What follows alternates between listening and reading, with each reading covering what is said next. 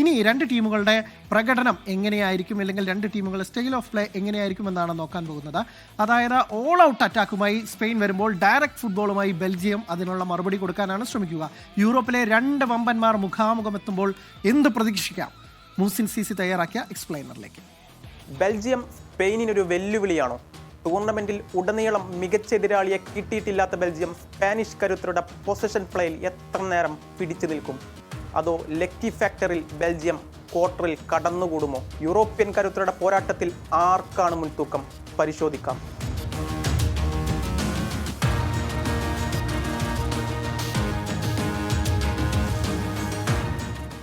ഈ ലോകകപ്പിൽ ഗോൾ വഴങ്ങാത്ത ഒരേ ഒരു ടീമാണ് സ്പെയിൻ.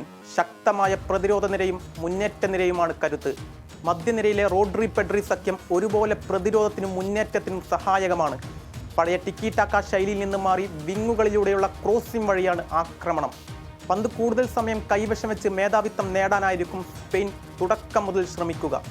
കുക്കുറയ, പെഡ്രോ പോറോ എന്നീ വിങ് ബാക്കുകളെ മറികടക്കുന്നതും എളുപ്പമല്ല. ആക്രമണത്തിന് പ്രാധാന്യം നൽകുന്ന 4-2-3-1 ശൈലിയിൽ തന്നെയായിരിക്കും സ്പാനിഷ് പരിശീലകൻ കളിമെനയുക. സ്പെയിനിന്റെ ഏറ്റവും വലിയ കരുത്ത് അവരുടെ വിങ്ങുകളിലെ ചോരത്തിളപ്പ് തന്നെയാണ്. ലമീൻ യമാലിന്റെ മികച്ച ഫോം ബെൽജിയത്തിന്റെ മാക്സിം ഡി ക്വൈപ്പർക്ക് വലിയ പരീക്ഷണമാകും. ഈ യുവതാരങ്ങളുടെ 1-to-1 പോരാട്ടം മത്സരത്തിന്റെ ഗതി തന്നെ തിരിക്കാനും സാധ്യതയുണ്ട്. എന്നാൽ വിശ്വസ്തനായ ഫിനിഷർ ഇല്ലാത്തത് വലിയ തിരിച്ചടിയാണ്. പോർച്ചുഗലിനെതിരെ മത്സരം ജയിക്കാൻ ഇമ്പാക്റ്റ് സബ്ബായ മിക്കൽ മെറീനോ വേണ്ടി വന്നത് ഈ പോരായ്മയുടെ ആഴം വ്യക്തമാക്കുന്നതാണ്. പെനാൽറ്റി ഷൂട്ടൗട്ടിൽ മോശം റെക്കോർഡുള്ള സ്പെയിൻ മത്സരം അധിക സമയത്തേക്ക് നീളാതിരിക്കാനും പരമാവധി ശ്രമിക്കും. 2018 റഷ്യയോടും 22 മൊറോക്കോയോടും സ്പെയിൻ തോറ്റ് പുറത്തായത് ഷൂട്ടൗട്ടിലാണ്. ബെൽജിയം ഗോൾ കീപ്പർ തിബ കോട്ടയുടെ പരിചയസമ്പത്തും സ്പെയിനിന് ഭീഷണിയാണ്.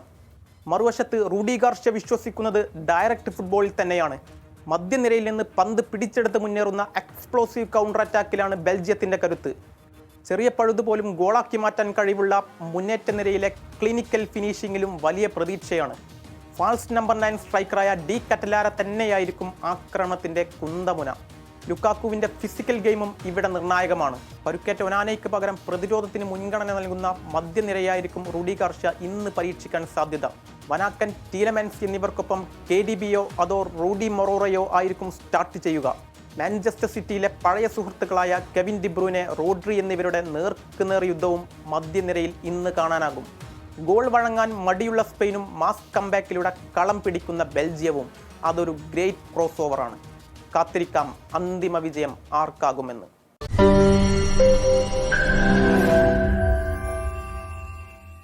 ലോകത്തെവിടെയായാലും ഏത് സമയത്തും 24 വാർത്തകളും ഓഗ്മെന്റഡ് റിയാലിറ്റി പാക്കേജുകളും എക്സ്പ്ലെയിനറുകളും വിശദമായി കാണാൻ ഞങ്ങളുടെ യൂട്യൂബ് ചാനൽ നിങ്ങൾക്ക് സബ്സ്ക്രൈബ് ചെയ്യാം.